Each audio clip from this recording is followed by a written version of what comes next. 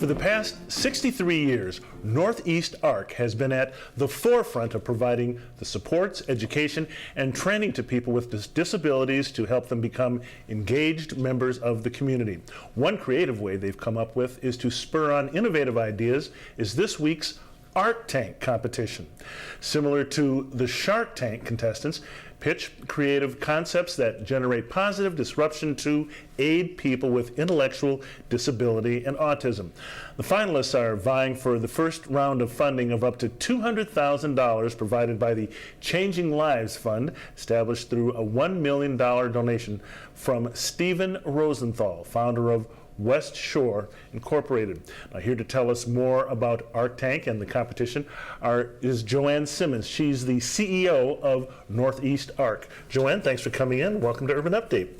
Thank you very much. So tell us a little bit more about the Art Tank and how you got the idea for it. Well, when Steve Rosenthal gave us this amazing $1 million gift, we really thought about how we could use this and make the biggest impact possible. And of course, the easiest thing would be to just take the money and try to figure out what we could do with our own organization. But Steve was looking for something different, a different way of doing philanthropy. And we thought, well, what if we actually did a competition, gave this money away to try to spur positive disruption, taking a page from the kind of positive disruption that's happened all over the country in terms of ride-sharing programs and food delivery systems. Could the same innovative creativity be applied to an area where no one had thought about it? Fascinating. Now, what exactly, tell for our viewers, just tell them a little bit more about what Northeast ARC does. We're a large human service agency, and we serve 9,000 adults and children every year in 190 communities throughout Massachusetts, eastern Massachusetts.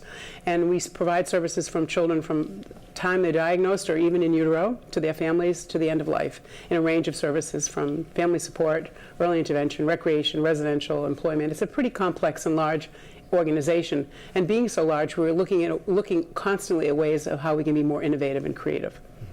Now, how is the Art Tank competition going to work? Well, it's in its final days, as you mentioned. We received over 100 proposals from all over the world, in fact, and we narrowed it down to 45 proposals that we called were in the holding tank.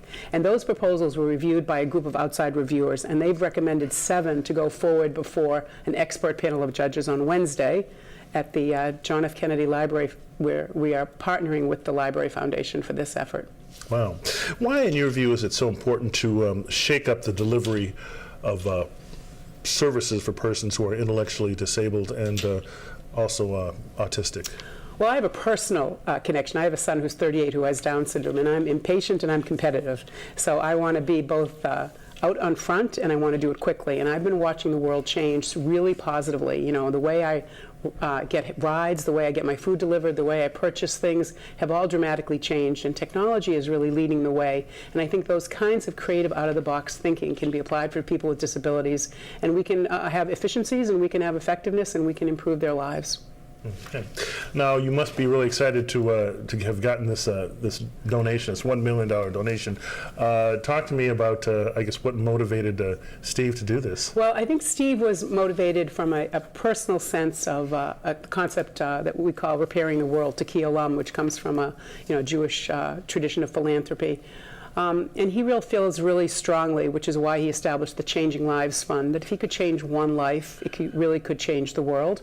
But he was also looking for a different path in philanthropy. He had always been a traditional philanthropist in terms of writing checks. But how could this become different? And how could we actually, through this gift, encourage other philanthropists to think differently and outside the box? And it was really his creativity and his willingness to invest in us, and now we're going to invest in a whole lot of other people. Now, talk to me about some of the these innovative proposals you're going to be talking about on November 15th.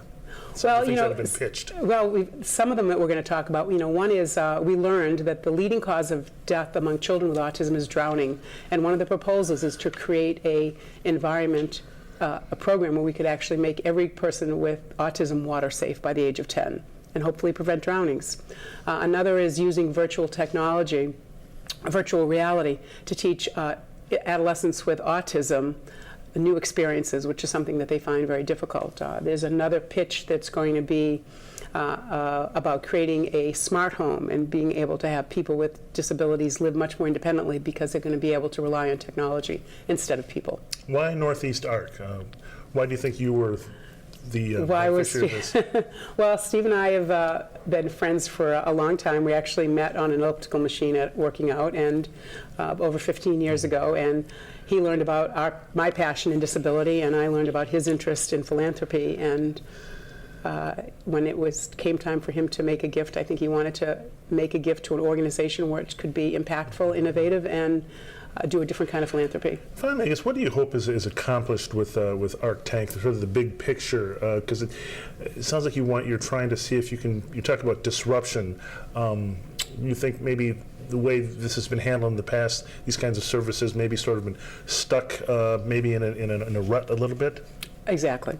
So we're trying to shake it up a little bit. And it's not because people are unwilling. I think that it's hard to make changes in old established businesses. And we're trying to bring the new technology of accelerators and incubators, that kind of thinking to disability. And I think there's a lot of interest, not only in philanthropy, but our government as well, I think, will be very supportive of the ideas that we bring forth. Okay, can't wait to find out what some of these ideas are and which ideas that you pick.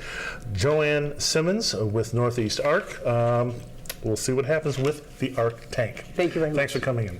Okay, coming up, information on Unto This House, a dramatic expression of the first Christmas featuring ballet, African dance, gospel music, and more. The details in just a few right here on Urban Update.